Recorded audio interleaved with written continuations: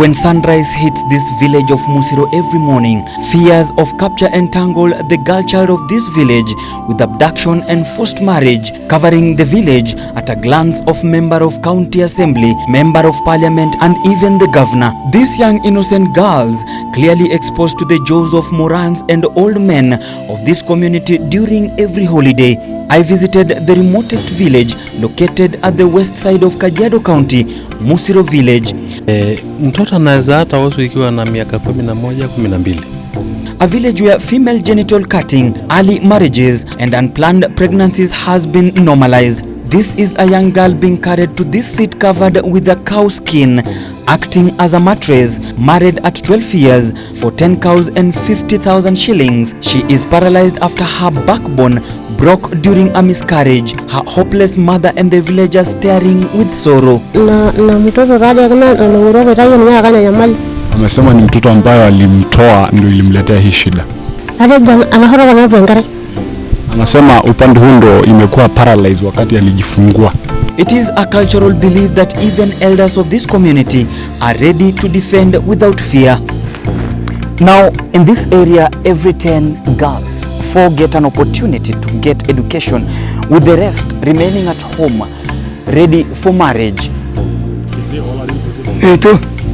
Anasema hajawahi wa mtoto mdogo. Anasema yeye mwenyewe hajaona mzee. Na huyu uone ama rejo yana bodorana.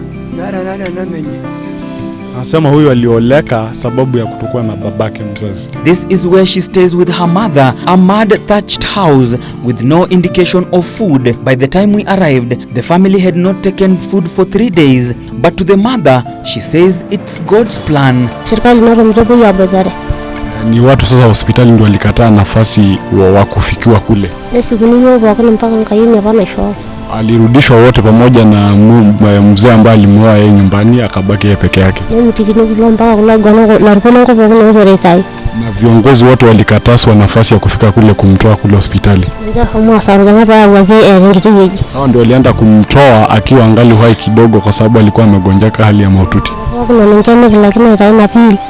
Wakakuja wote kumjaribu kumtoa lakini bili ilikuwa juu, akashindwa kulipa. Hospitali ya Kijabe. Amesema amepeana mali ambayo huwa Maasai wanapeana ili wapate msichana kumwoa. We traveled 40 kilometers to find reasons why small girls are an easy target for marriages in Musiro, and our journey gets us to Santoni Kamuye, an old mzee and an elder of the village who has just married off his 2 daughters aged 10 and 12. Amesema amepeana karibu ya miaka 10.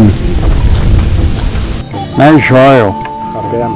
Na wala ishoyo yake njoyo. Basa na wajori amero mararengisho.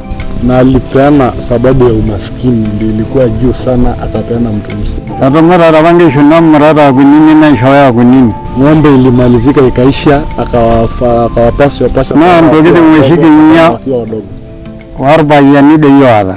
Amungi sho shikinesi. Nikinesi robiyani. Nikinjobwengalani ntoigo. Na watoto huwa tunauza wasichana ndio tupate ng'ombe na tupate pia nguo na pia rasilimali. Through Kamuye, he is just cementing the Maasai rights. Na ateniri njoyo shia kunini na shia wa Maasai. Anasema tunapeana wakiwa wadogo, hiyo ndio ilikuwa kimila yetu. Hiyo ndio ilikuwa kimila yetu. He admits things have changed and goes ahead to decry that he has to marry off his girls due to absolute poverty conditions he is in, since the Inua Jamii program has never reached him to benefit him from the monthly money transfer from the government. Adedo maisha ngasoma. Nega wardana nyamalike tena. Sababu anasema tunawaweka shule, wanatoka sisi ndio tunawafuatilia kuwaweka mimba, na sasa wakitoka tunawapeana. Okay. So tufanye aje? Na anasema pia na ile ambayo maskini tunaona imezidi ama njaa kwa familia tunagawa. Wengine wanaenda shule, wengine tunawauza wapate kitu ya kula. Up to now, Musiro has only one dispensary with more than 400 girls in this area at risk of being married off. This school acts as a rescue center with no support from government agencies. The already 46 rescued girls depending on the well-wishers for upkeep. And for me, as a young person born and raised from this community, I feel like the government has really neglected our place, because it gives me sleepless nights thinking about all these girls who sometimes come and get abducted from school, and also a lot of young girls who are married off, and they even get to a point where they want to give birth and they end up having their spinal cords destroyed. The center, according to the National Adolescents for Youth of Africa (NAYA), there is a need for the Kajiado County government to make sure its women and girls are protected from harmful practices that have for the longest period taken away their happiness. When the schools have closed, you find it's a big challenge. They stay here. I've got 46 of them who stay here over the holiday because they can't go back home because of the situations.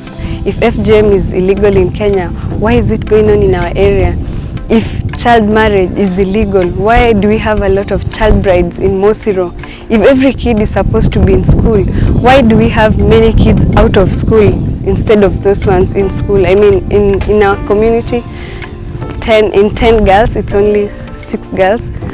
6 girls are out of school, so it's only 4 girls who are in school in 10 girls, and it's growing every day. Shida sasa ni kwa sustain shuleni, watakula nini, watavaa nini, but of course we try every day to reconcile them back with the parents. Na sasa wangekuwa 100 hapa wamebaki, but wazazi wengi wanakuja wanasema ni sawa tu. As we were covering this story, 3 girls aged 9, 10 and 12 arrived from the thicket after running for more than 20 kilometers to this rescue center. One had been tortured on her ear by the friends.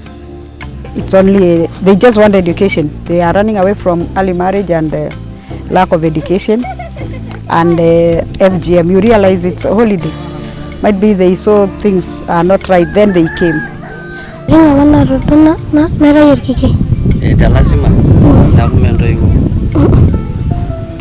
Anasema ya kwamba alikuja hapa kwa sababu anatamani amekuja hapa kwa sababu anatamani kupata elimu. Now, according to the health officer this area, more than 21 girls have been impregnated last month. Now, with this area being in a remote area, they have to travel 163 kilometers to get a health facility. For Ebru TV, I'm Ode Francis.